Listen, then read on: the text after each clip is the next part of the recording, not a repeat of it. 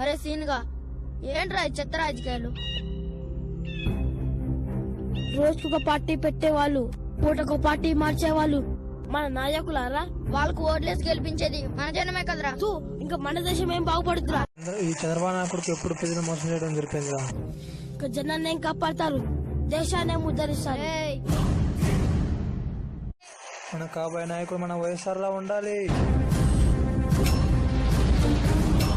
దాన్ని బ్రతికించడానికి ఎవరిని లెక్క చేయని ఒక శక్తి కావాలి. నిశ్శబ్దాన్ని సమాధానంగా మలిచే ఒక వ్యక్తి కావాలి. నానే వాళ్లను కూడా కాదని పనిచేసే వాడే కావాలి.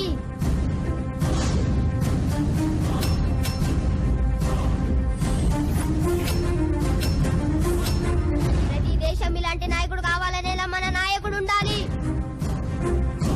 బాధను భరించేవాడు కావాలరా, కోపాన్ని సహించేవాడు కావాలి. అలాగే తేడా వస్తే తన మనం లేకుండా తన్ని తరిమేవాడే కావాలి.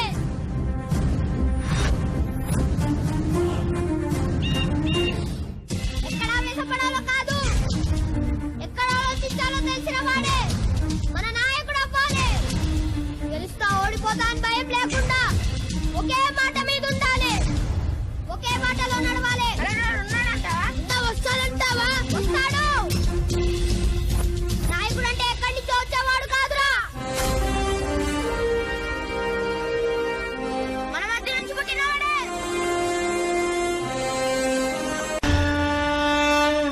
ఏ రుణమో ఈ అరుణం ఎన్నడు చేసిన పుణ్యం. ఈ అరణ్య పర్వంలో అతను మాకు శరణ్యం.